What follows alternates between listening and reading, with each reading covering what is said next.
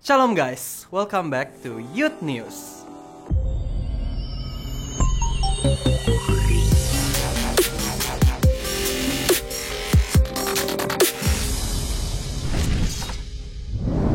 Bagi teman-teman yang mau beribadah secara on-site minggu depan, kalian dapat melakukan seat booking melalui NDC Apps.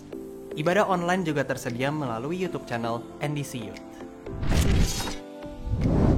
Ibadah onsite NDC Youth Central Park diadakan setiap hari Sabtu jam 4 sore di APL Tower lantai 8 dan ibadah onsite NDC Youth Living World diadakan setiap hari Minggu jam 11 siang. Persembahan dapat dilakukan melalui OVO, GoPay, Dana, ShopeePay, dan lain-lain dengan cara men-scan QR Code pada layar berikut ini.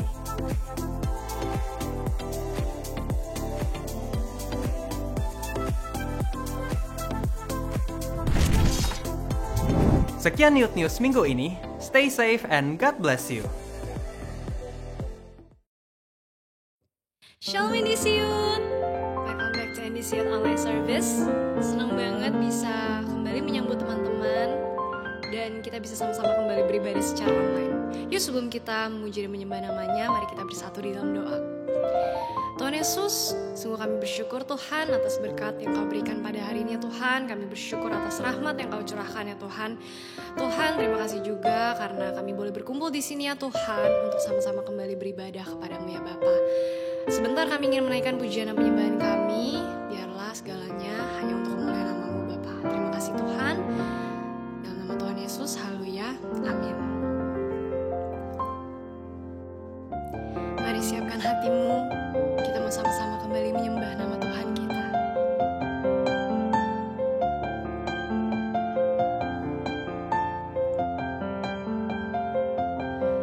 Sungguh Engkau tahu,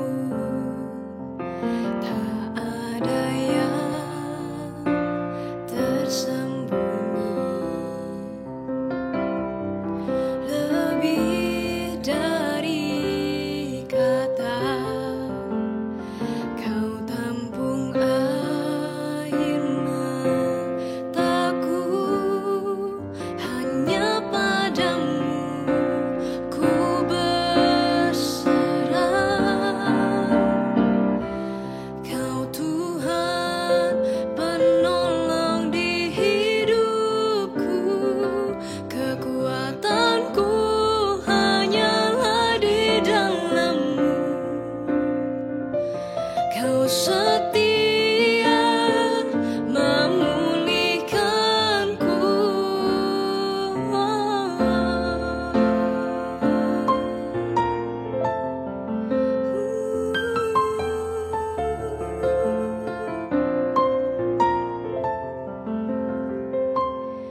Sungguh Engkau tahu, tak ada yang tersembunyi,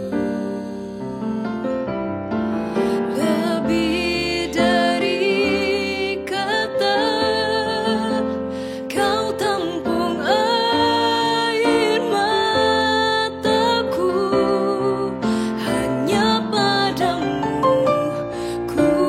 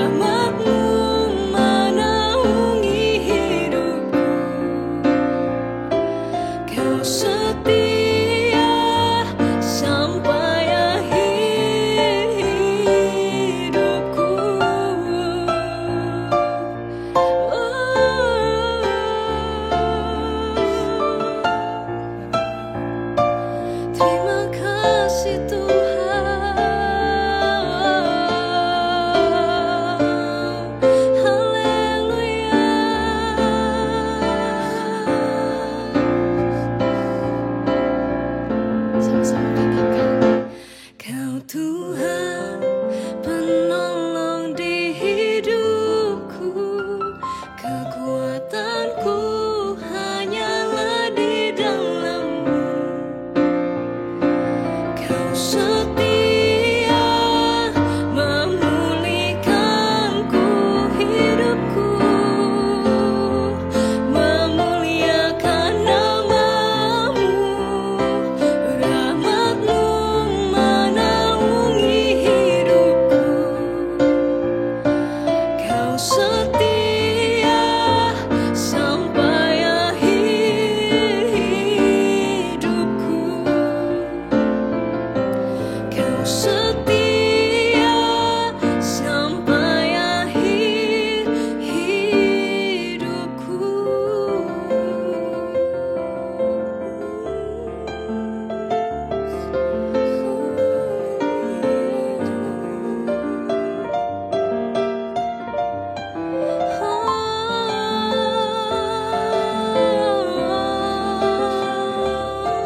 Mari sembah Dia, Allah yang setia, Allah yang mulia.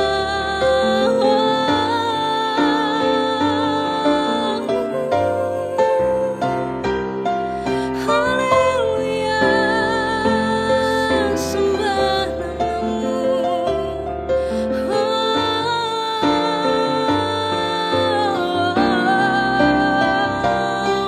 Terima kasih Tuhan, Engkau baik Bapa.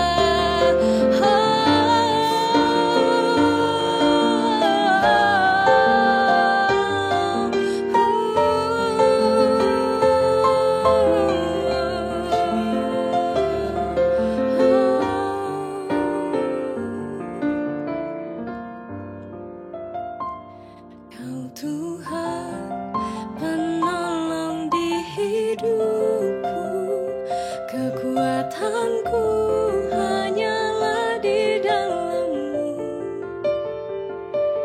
Kau setia memulihkanku hidupku, memuliakan nama-Mu, rahmat-Mu menaungi hidupku.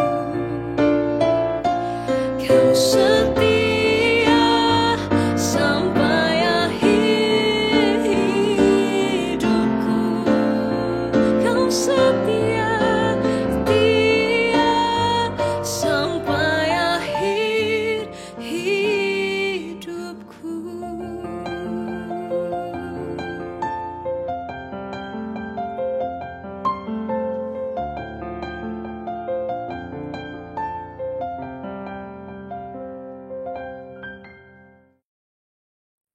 Tuhan Yesus, terima kasih Tuhan karena pada hari ini kami masih bisa berkumpul lagi untuk beribadah. Dan jika sebentar kami akan mendengarkan firman Tuhan, biarlah kami juga punya hati yang terbuka Tuhan untuk sama-sama belajar, supaya setiap firman yang kami dengar boleh tumbuh dalam hati setiap kami. Thank you Lord, semua yang percaya kita sama-sama katakan amin. Hey guys, what's up? How are you? Aku senang banget bisa balik lagi di online service ini bersama-sama dengan kalian. Dan aku gak pernah gak semangat untuk sharingin firman yang aku bawa pada hari ini. Dan aku juga mau secara khusus saya thank you untuk beberapa orang yang sebenarnya minggu ini banyak banget DM aku secara pribadi, banyak juga yang ketemu aku di jalan bilang kalian diberkati banget sama online service-nya yang di Siut. Dan aku jadi tambah semangat. So, thank you so much, dan aku harap kita semua bisa semakin diberkati ya oleh sermon yang dibawakan secara online ini. Dan seperti yang kita semua udah tahu, tema kita di bulan ini adalah best friend. Aku suka banget, kalau boleh jujur, gokil, keren banget. Karena kalau kita tahu juga desain besarnya, kredit untuk tim volunteers dari NDC Youth yang udah desain temanya, keren banget, lu semua gokil, I love you guys. Itu kalau kalian lihat desainnya, itu bener-bener orang aja, terus ada logo api di dadanya, terus judulnya best friend. simbolis banget, it's so cool. Jadi kita mau bilang kalau Holy Spirit is your best friend dan dia tinggal dalam hati setiap kamu. Makanya kita bilangnya best friend, tapi logonya adalah fire in your heart gitu. Keren banget ya, aku suka yang simbolis-simbolis seperti itu. Dan ngomongin best friend atau Holy Spirit, selama 2 minggu terakhir kita udah banyak bahas dari Ko Iwan dan Pastor Jeremy. Semoga semua masih ingat soal tujuan Roh Kudus, pribadi Roh Kudus, kenapa kita perlu bersahabat dengan dia tuh seperti apa, tujuannya apa sebagai pembimbing kita, sahabat kita. Keren, gokil banget. Tapi seperti biasa, masih ada satu hole yang belum kita bahas. Dan itu yang menjadi bagian aku pada hari ini. Dan aku harap kita semua semangat untuk belajar hal yang ini. Karena judul sermonku adalah Led by Spirit. Jujur, title-nya mungkin terdengar klise. Kayak udah sering denger ya kata-kata Led by Spirit. Kayak sebuah anthem, sebuah quote banget gitu. Dipimpin oleh Roh Kudus, dipimpin oleh Roh. Tapi semakin aku pelajari, aku semakin kita juga mau memahami bahwa mungkin kita sering banget berdoa kepengen dipimpin oleh Roh. Kayaknya keren ya ketika hidup kita dipimpin oleh Tuhan. Kayaknya nothing can go wrong gitu loh. Karena kalau dipimpin oleh Roh, kita gak mungkin salah ambil keputusan, gak mungkin salah jalan ibaratnya gitu loh. Kan dari khotbah-khotbah sebelumnya kita udah dengar juga, tugas Roh Kudus adalah mengingatkan kita, menguatkan kita, menghibur kita, kan banyak lah. Tapi sebenarnya ketika kita berkata, aku mau dipimpin oleh Roh, kita harus memahami guys, apa sebenarnya arti dari kata-kata itu. Aku mau ajak kita sama-sama belajar pada hari ini, kenapa kita perlu dipimpin oleh Roh, dan benefitnya apa untuk kita dan semua orang di sekitar kita. Dan yang terakhir, sebenarnya apa sih yang harus kita korbankan, yang kita berikan, harga yang kita harus bayar dengan hidup dipimpin oleh Roh. Karena pada kenyataannya tidak sesimpel itu. Ada banyak hal yang perlu kita ketahui sebenarnya untuk kita, sebelum kita bilang aku mau dipimpin oleh Roh.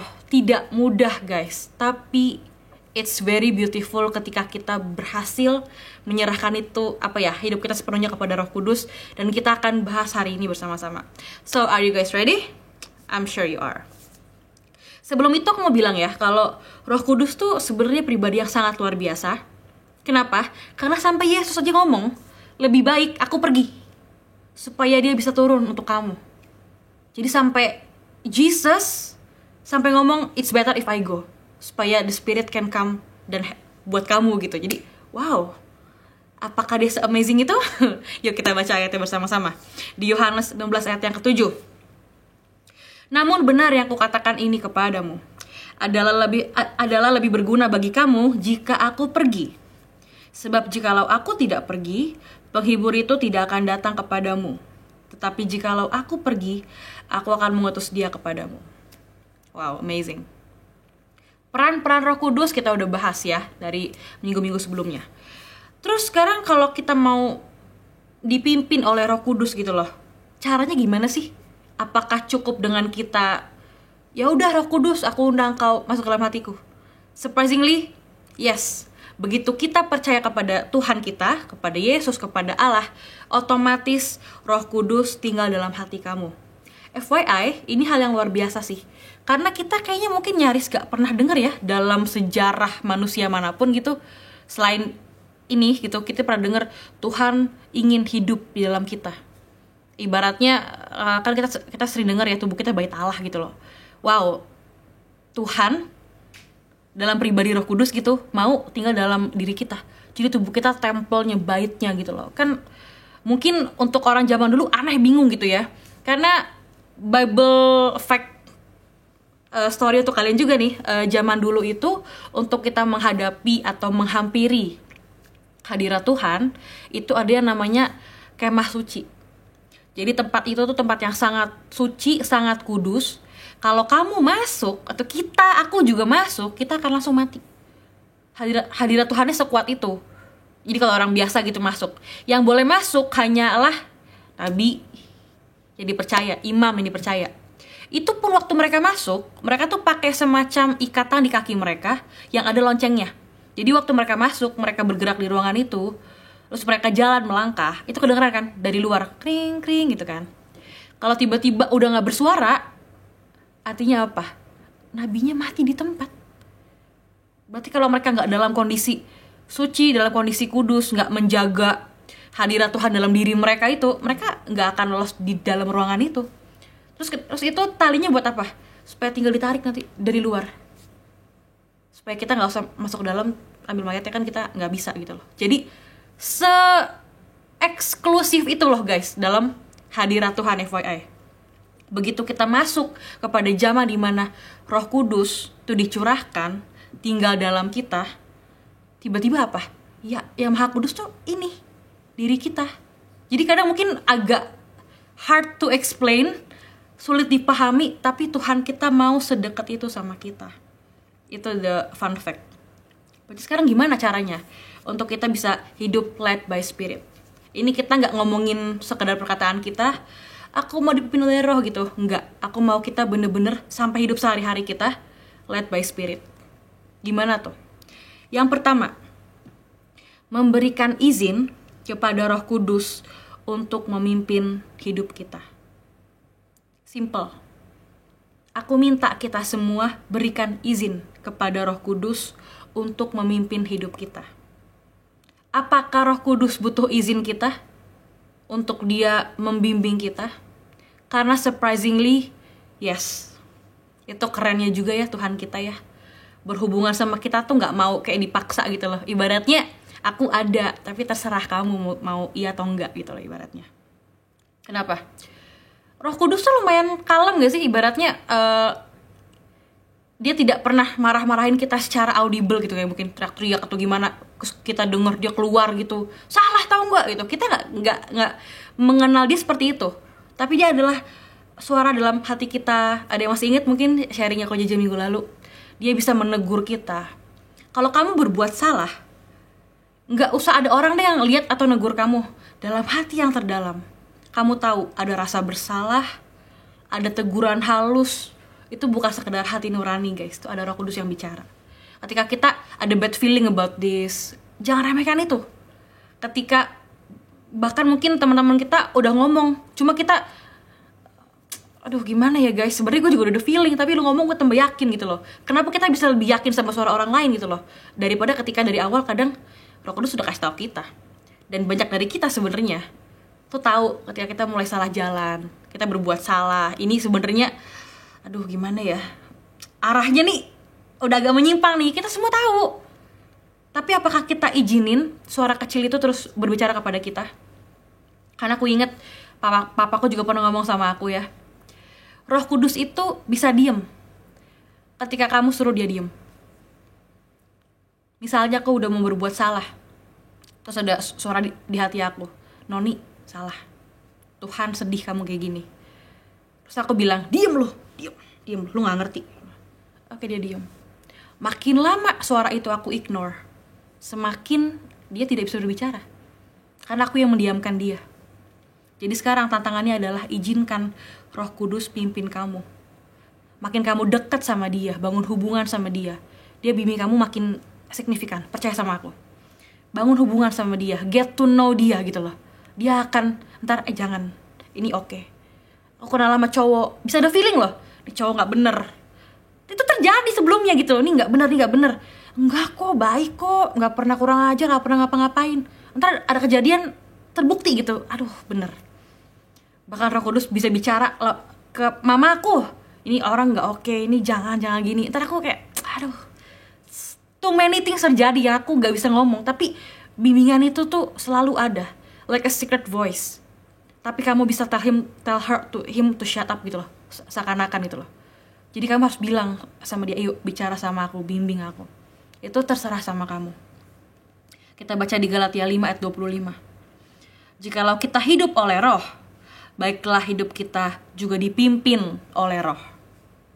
Gimana jadi guys? Mau gak hidupnya dipimpin oleh Roh? Tapi untuk kita bisa ngomong, yuk hidup oleh Roh, baiklah kita hidup dipimpin oleh Roh, perlu izin kamu. Kasih izin gak guys? Ayo dipikirkan. Yang kedua, kita juga perlu memahami tujuan Roh Kudus memimpin hidup kita. Di Yohanes 16 ayat yang ke-13. Tetapi apabila ia datang, yaitu roh kebenaran, ia akan memimpin kamu ke dalam seluruh kebenaran.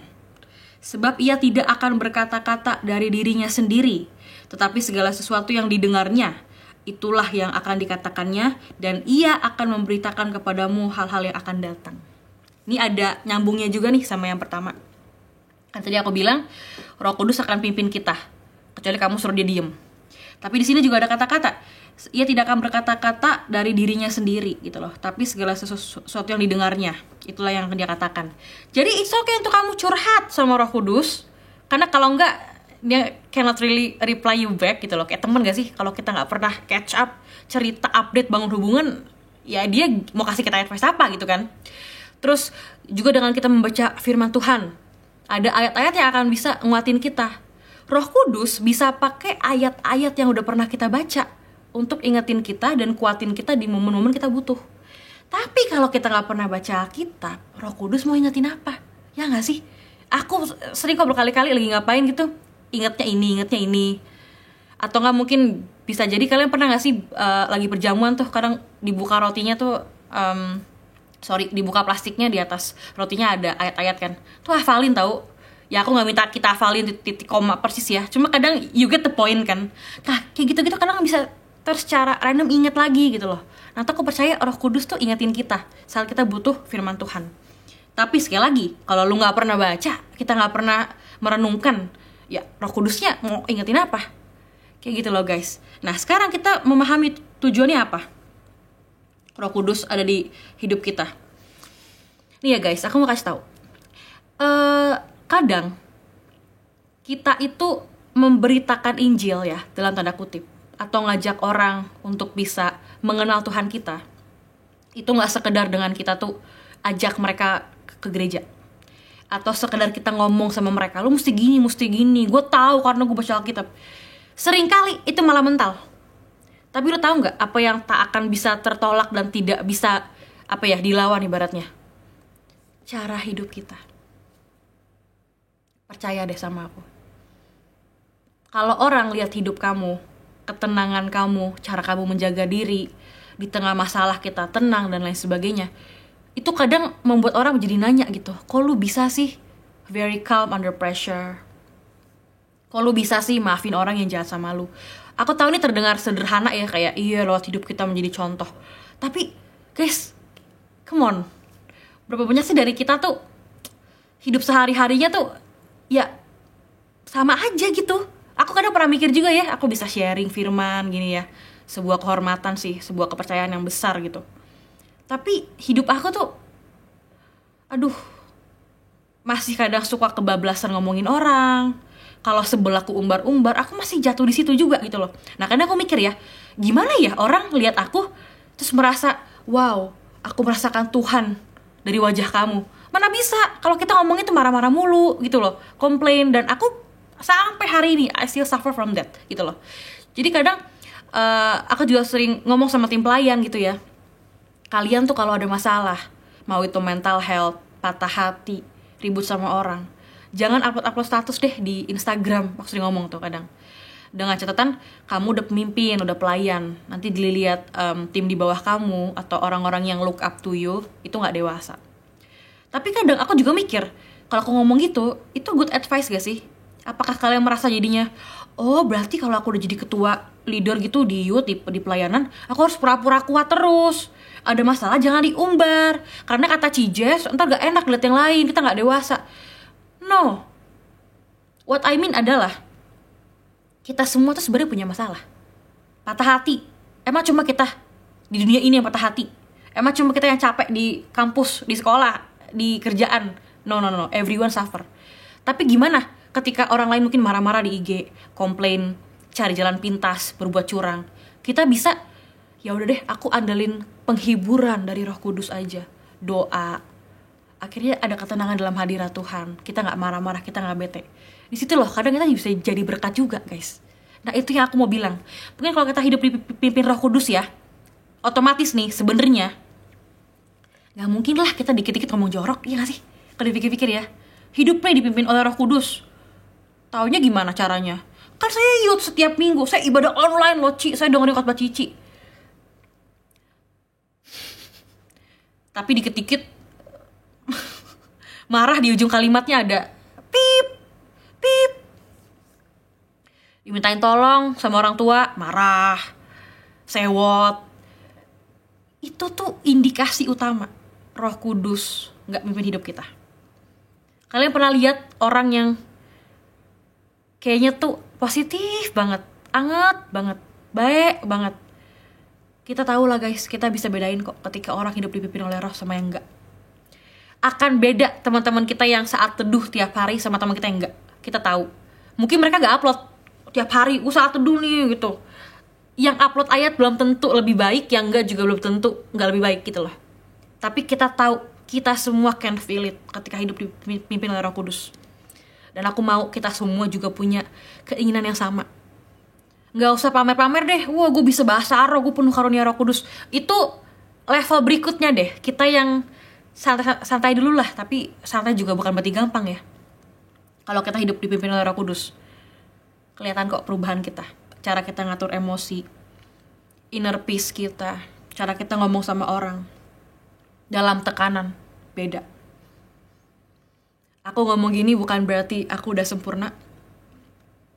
Kita semua berusaha, aku juga masih berusaha untuk menyerahkan hidup aku untuk dipimpin oleh Roh Kudus. Sehingga kita masuk ke poin yang ketiga, yang terakhir.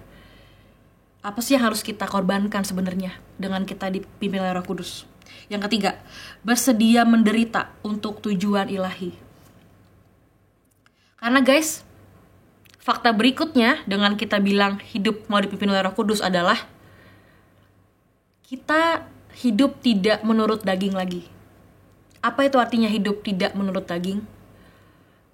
Kita harus ibaratnya menyerah akan keinginan-keinginan kita untuk hidup dipimpin oleh Roh Kudus.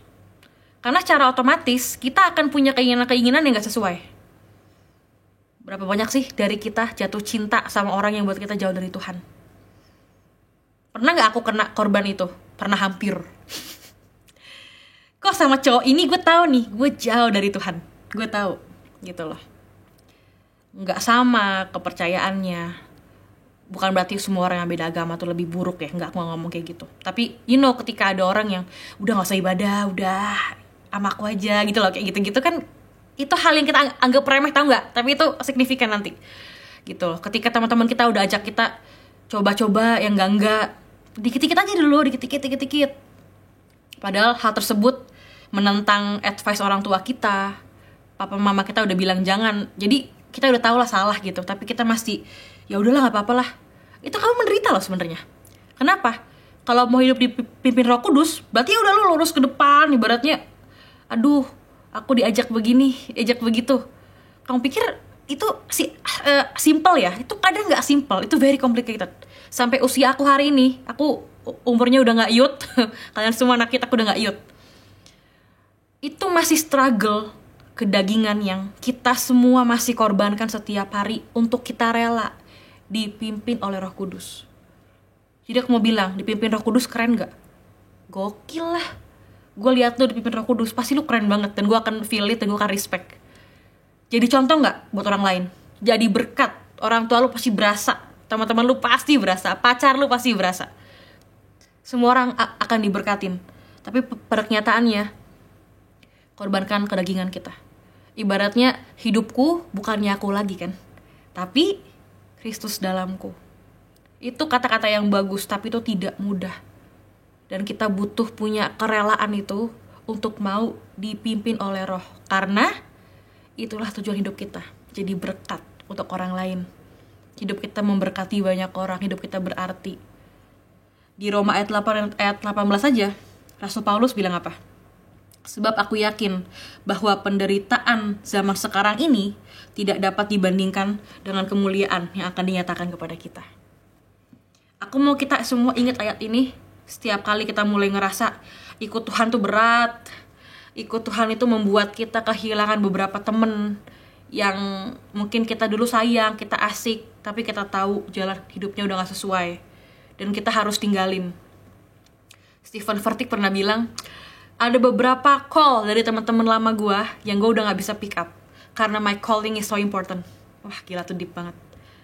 Ada teman-teman yang harus gue say no, harus gue tinggalin karena panggilan gue sangat besar dalam Tuhan. Gue gak bisa lagi lanjut sama mereka. Itu kan sebuah pengorbanan. Cuma kita izinkan gak untuk dipimpin oleh roh gitu loh, hal seperti itu. Ada indikasi-indikasi kok di mana orang itu led by spirit. Kamu akan tahu ketika ada roh Tuhan hadir dalam hidupnya. Dan itu yang aku mau ajak kita semua untuk lakukan. Ketika Rasul Paulus mengatakan bahwa kamu hidup menurut Roh Kudus, kamu mematikan perbuatan dagingmu. Itu juga pernah tertulis tuh, ada ayatnya. Jadi gimana guys? Mau hidup led by spirit?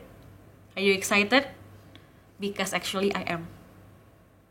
Karena kebahagiaan itu, rasa penuh itu cuma akan dipenuhi dalam pengenalan kita akan Tuhan. Dunia gak bisa kasih itu. Tapi butuh juga sebuah kedewasaan dan waktu untuk memahami dan menerima itu. Cuma dalam Tuhan. Jadi gimana kita semua? Mau mulai sekarang hidup led by spirit? Yuk kita berdoa teman-teman. Bapa dalam surga, kami bersyukur untuk firman-Mu yang sangat luar biasa pada hari ini. Dan biarlah mulai sekarang Tuhan, kami mau mengambil keputusan untuk hidup dipimpin oleh Roh Kudus. Sejalan dengan Roh Kudus, mengerti kehendak Roh Kudus. Karena kami percaya Tuhan akan pakai kami dengan luar biasa Tuhan di luar sana. Di sekolah kami, di antara teman-teman kami, keluarga kami mau juga hidup menjadi berkat ya Bapa. Thank you Lord, supaya percaya kita sama-sama katakan amin. Oke guys, sudah selesai sharingnya hari ini. Dan semoga kita semua bisa hidup dipimpin oleh Roh Kudus. Enjoy your weekend. God bless you. See you next time.